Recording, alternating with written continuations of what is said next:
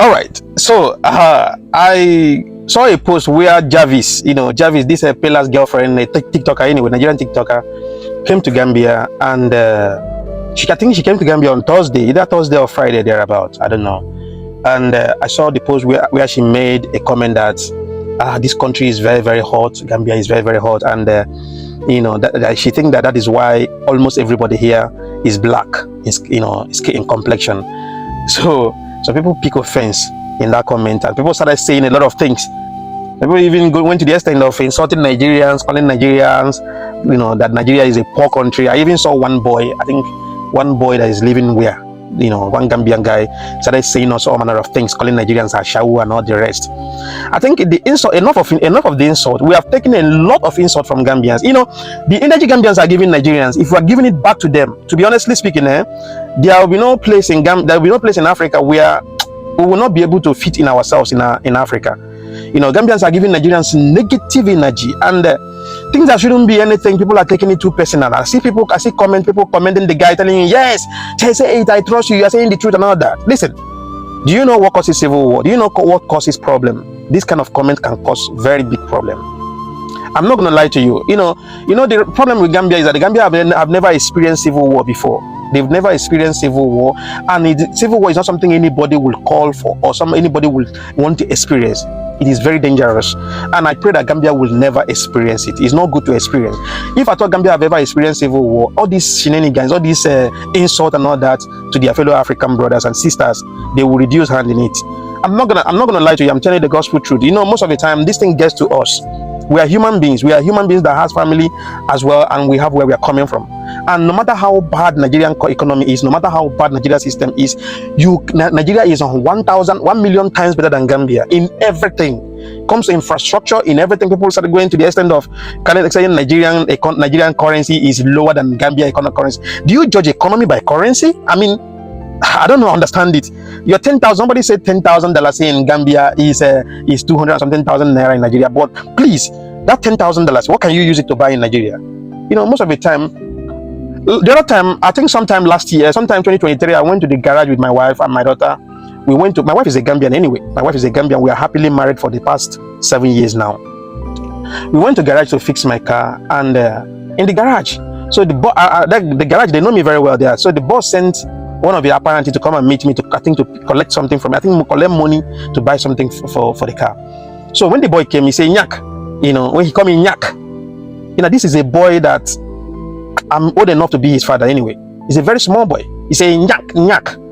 So my wife asked him, who are you calling Nyak? He said, yes, I'm calling him.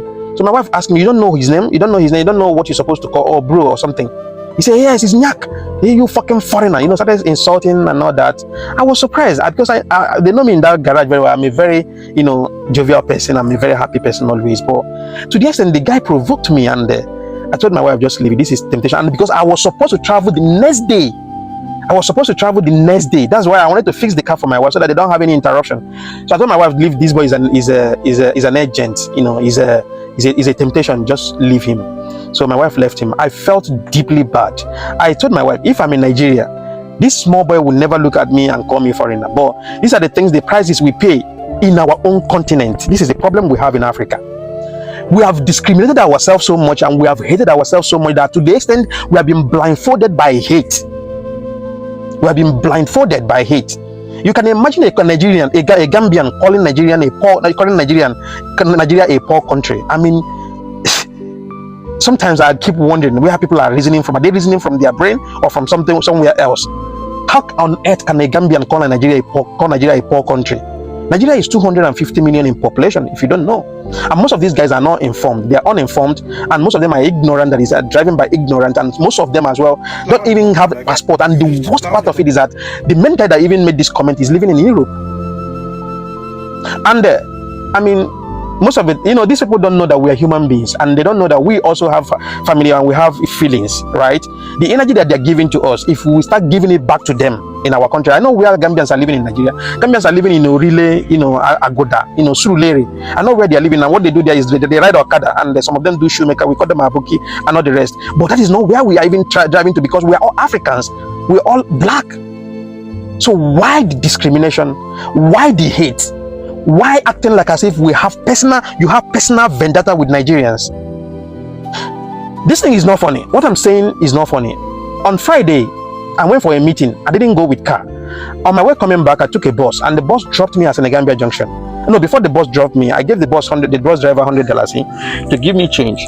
And he said, he looked at me because I spoke and I spoke in English, you know.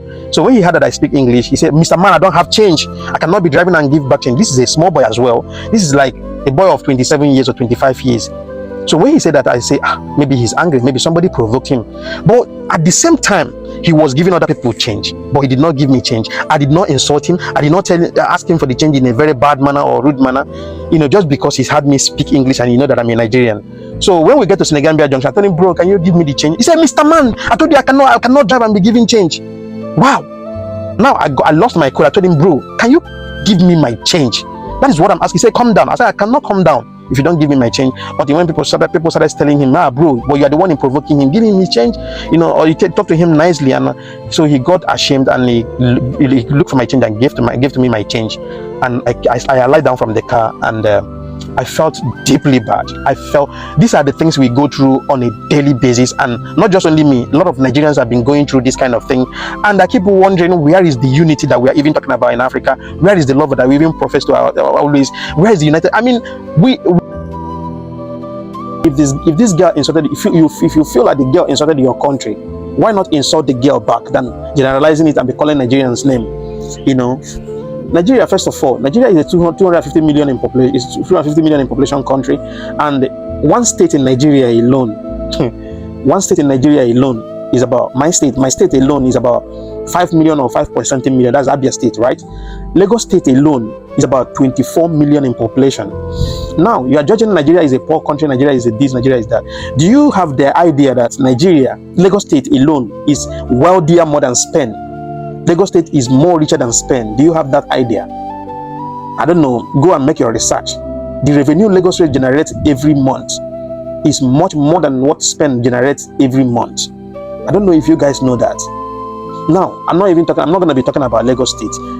Have you been to Nigeria? See the level of infrastructure in Nigeria? Listen, this Betty-Haden Highway, the bridge at this Betty-Haden Highway is the very first bridge Gambia have ever experienced. That's the very first bridge Gambia have ever experienced. Do you know that in Nigeria, bridges are nothing? We have pedestrian bridge. Yeah, bridges are nothing. The longest bridge in Africa is in Nigeria. Do you know that? Okay, I'm not even talking about infrastructure. When it comes to economy, when it comes to, you know, business and all that. Do you know Gambia does not even produce ordinary toothpick? Toothpick in Gambia is imported. Do you know how many things Nigeria produces? I mean, sometimes I don't know. It's just like seems like, you know, Gambia insulting Nigeria. It seems like ant insulting elephant. Nigeria is not giant of Africa for just mouth. You know, the people that should be bringing mouth for Nigeria is people like country like South Africa, you know, Libya, not even Libya anyway, Egypt, Tunisia. Those are the countries that should be bringing mouth for Nigeria, not country like Gambia. Gambia should be competing with Guinea-Bissau, competing with Eritrea, competing with Malawi, competing with Sao Tome and Principe, not a country like Nigeria. Nigeria is listen, let me tell you one thing you don't know about Nigeria. Maybe most of you don't know. Do you know that one person in Nigeria, one individual can buy Gambia, the whole of Gambia? Yes, one individual in Nigeria can buy the whole of Gambia. Do you have the idea? It's not insult. It's not like disrespecting people, but like this is just fact. So if you feel like somebody insulted your country or insulted you guys, face that person. Don't generalize. These are the things that causes, you know, most of the times people insult the way Nigerians are being insulted in Gambia. Sometimes I keep asking, well, I will not blame them. First of all, the reason why is that Gambians have never experienced civil war. If Gambians have ever, I'm not praying that it can never happen, God forbid, it's not even good to experience. If Gambians have ever experienced civil war, they will know how to respect foreigners in this country. You cannot, in Sierra Leone, all these things that you guys are doing is not in Sierra Leone. The Sierra Leoneans don't do it. These things Gambians are doing here, like Liberians don't do it, because they have experienced civil war and they know how painful it is, and they know the people that came for them.